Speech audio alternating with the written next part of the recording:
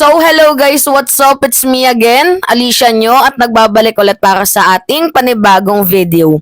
So ngayon nga po mga minamahal, mayroon pong matinding panawagan.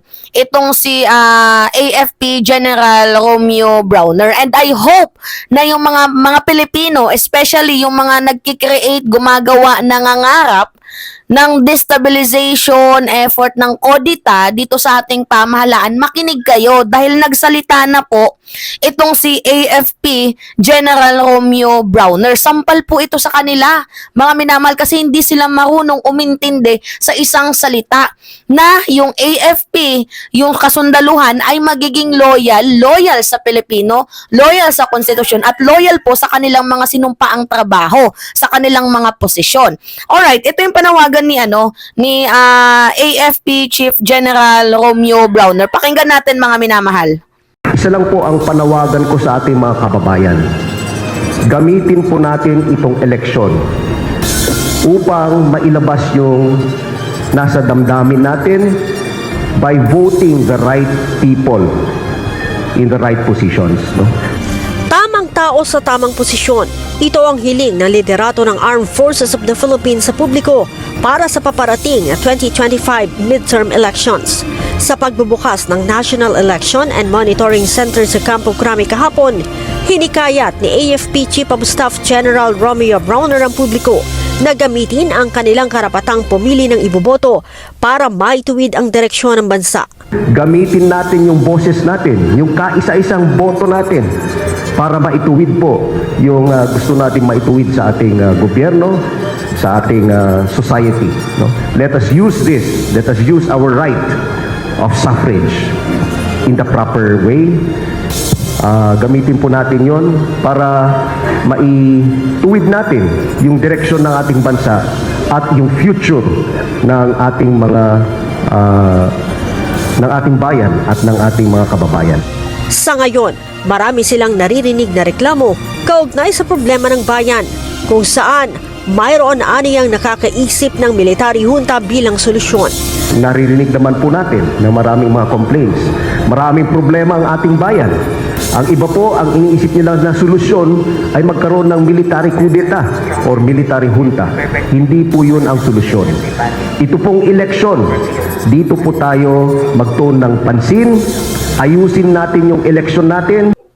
Okay, narinig naman ninyo mga minamahal na never po talagang magiging alternate solution yung CODITA or yung military distab na pinapangarap po ng mga DDS dito nga po sa administrasyon ni PBBM dahil lang po sa hindi nila nagugustuhan yung pagpapaimbestiga dyan sa House Quad Committee hearing na yan, pagpapaimbestiga patungkol nga po dito sa confidential funds ni Vice President Sara Duterte. Hindi lang po talaga nila nagugustuhan yun, kaya ang gusto nilang mangyari, mapatalsik, maialis ang presidente dito nga po sa pwesto sa pamamagitan ng panghihikayat ng mga retired or active man yan na PNP or AFP official na maghimutok na sumama sa gagawin nilang planong destabilization CODITA laban nga po dito sa ating presidente. Kaya nga sabi ko sa inyo, merong eleksyon. Ano yung silbi ng eleksyon, mga minamahal, kung 'di ba? Pumipili tayo ng liderato. Pipili tayo ng gusto natin. Ano yung magiging silbi nun kung hindi natin irerespeto yung people's will? Alam nyo ba yung people's will? Yung gusto ng mga Pilipino. Gaano kadami yung bumoto, mga minamahal, kay President Bongbong Marcos dito bilang maging presidente? 'Di ba 31 million. So ngayon, gaano din kadami ang bumoto dito kay Vice President Sara Duterte? 32 million.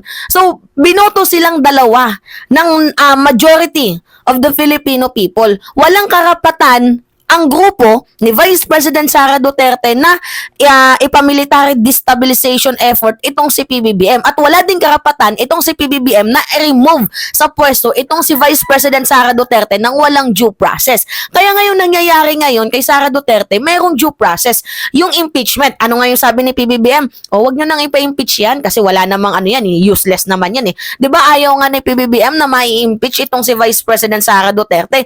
But the people's will talaga, majority nga 41, 'di ba? 41% according to the SWS survey ang gusto na pong ma-impeach itong si Vice President Sara Duterte. Kaya nga diyan tayo papasok sa salitang due process. Dinadaan si Vice President Sara Duterte dito sa due process. Kaya walang karapatan ang mga supporters ni VP Sara na magsabi, magkodita na tayo kasi impeach nila itong si VP Sara Duterte, which is wrong. Hindi naman siya i-impeach nang wala pong due process. Nakita nyo, mayroong mga culpable violation, mayroon siya mga nilabag sa ating institusyon, betrayal of public trust, malversation, ang dami pong inilabag.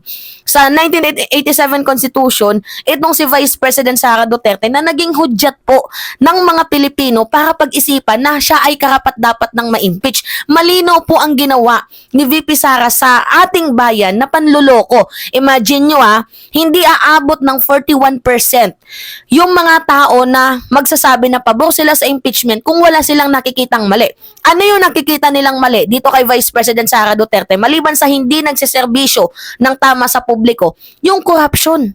Nakikita ninyo, mga minamahal, yung korupsyon na ginagawa ni VP Sara di umano. Kasi according sa mga hearing, makikita ninyo na sino si Mary Grace Piatos, bakit pa ulit-ulit yung resibo, yung mga pirma, magkakaiba yung pangalan, nasaan napunta yung 2022 confidential funds na bakit naubos lang within 11 days ang 125 million na instead sagutin niya sana yung issue na yun, gumagawa siya ng mga ibang issue, dinadivert niya. Tapos pangalawa, yung sa 612 million confidential and intelligence funds taong 2023, nasaan napunta yun? Bakit tila baga ang dali maubos? At yung kanyang mga ginawang proyekto, hindi natin masasabi na confidential funds. Kasi yung tree planting, confidential funds ba yun? Yung pakain sa mga estudyante, confidential funds ba yun? Yung transpo, confidential funds ba yun? So mga minamahal, nakikita ng publiko at hindi naman ata bulag yung mamamayang Pilipino. Syempre, sino ay hindi magagalit nun bilang taxpayer? Di ba nagbibigay tayo ng tax sa mga taong yan, sa mga public servant na yan, sinusweldohan na nga natin, kinukupal pa tayo ng harap-harapan, pera natin yun, mga minamahal, yung pinapasweldo sa mga taong yan. Pera po ng mga Pilipino, pera natin yan, lahat tayo nagbibigay ng tax. Pag bumili tayo sa fast food, may tax nga tayong binabayaran, di ba? So lahat tayo nagbabayad ng tax, kaya masakit sa puso at isipan na itong si Vice President Sara Duterte as a public servant, supposedly she meant to serve the public, pero ano yung ginagawa niya? Niloloko niya tayo. Kaya nga meron reason ang mga Pilipino kung bakit gusto na siyang ma-impeach bilang vice-presidente ng bansang Pilipinas. Pero dinadaan pa din siya sa due process. Makikita ninyo, step by step ang ginagawa ng mga kongresista na mga naghahain ng mga grupo. Okay, nagpa-file sila ngayon ng impeachment. O nandyan pa nga sa sa himpilan ni Reginald Velasco, hindi pa nga natatransmit doon sa House Speaker dahil mayroon pang inaantay kasi madami pang mga complainant pala. So meaning papadami ang mga taong gustong mai-impeach itong si Vice President Sara Duterte. After nun, ipapasa dyan sa House. O pag napasa dyan sa House, pagbubotohan na yan dyan sa lower chamber. Pag pinagbotohan dyan sa lower chamber, aakyat dito sa upper chamber, pagbobotohan yan, dadaan sa due process. Itong si Vice President Sara Duterte, hindi siya ini-impeach sa kadahilan ng gusto ng presidente. Ini-impeach siya kasi meron pong nakitang reason. Meron pong valid na reason ang mga Pilipino, mga kongresista, na ma-impeach itong si Vice President Sara Duterte. Napaka-unfair naman po nun sa ating presidente na, gusto nyo ma-impeach yung presidente o maghanap kayo ng rason, humanap kayo ng valid reason, magpakita kayo ng yung mga matitinding ebidensya, naka-impeach. Ganon yung gawin ninyo. Katulad dito kay Vice President Sara Duterte, meron talaga at nakikita at malinaw po na paglabag po yun sa ating 1987 Constitution. Now, ngayon, ang problema kasi dito, di porket nakikita ng mga DDS na ay gusto ng mga tao na ma-impeach itong si Sara Duterte, under influence na po yan ng presidente. Yan yung iniisip nila. Kung kaya't ang kanilang response, kodita, destabilization, character assassination, at kung ano-ano pang mga klaseng paninira, kung ano-anong klaseng way para matanggal sa pwesto itong si PBBM. Noon, ginawa na nila mga minamahal, hakbang ng maisog, nag-people power na sila, ano pa ba yung ginawa nila? Sobrang dami, prayer rally, o bangag, o may sakit ang presidente, sobrang dami na po nilang ginawa, mga minamahal, para po matanggal sa pwesto itong si PBBM. Pero hindi po yun sapat na reason para matanggal nyo ang presidente na ay inakusuhan nyo lang na bangag, yun natanggal na bilang presidente. Hindi po yun ganon. Idadaan po sa due process ang lahat ng mga bagay-bagay. So ngayon makinig kayo dito kay AFP Chief General Romeo Browner. Kung gusto ninyo, 'di ba, nang magkaroon ng magandang liderato, gamitin ninyo yung kaisa-isa nyong boto. 'Di ba, respetuhin nyo yung people's will. Binoto si PBBM, di nyo re-respetuhin. Binoto si Sara Duterte, di re-respetuhin. Pero kay Sara Duterte, may valid reason naman. Hindi ako haters ni Vice President Sara Duterte. Love ko si BP sa personal matters.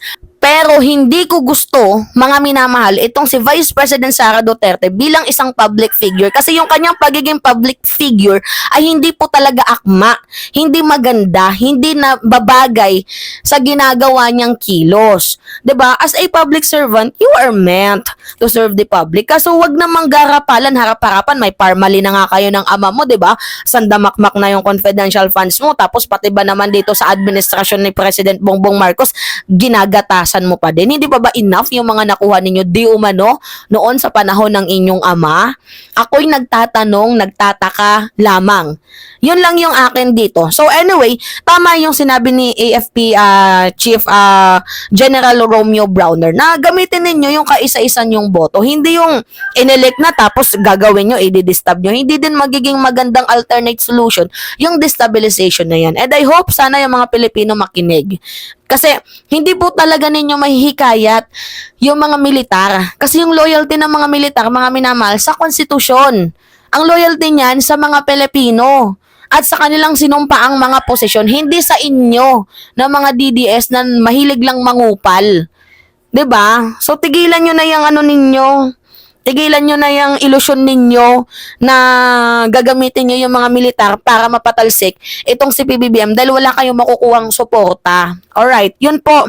So, pahingi lang ako mga minamahal ng comments, ng likes, yan. Tapos, paki-subscribe na din po ng ating channel at i-click nyo mga minamahal yung notification bell para po lagi kayong updated sa mga susunod nating video na gagawin at parang lagi kayo yung nauuna sa mga balita na talagang fresh, 'di ba? Fresh na fresh at makakarinig ng mga komentaryo galing sa isang bata, 'di ba? Gen Z na marinig nyo yung boses ng katulad kong 'di ba, Pilipino. Alright, so yun po.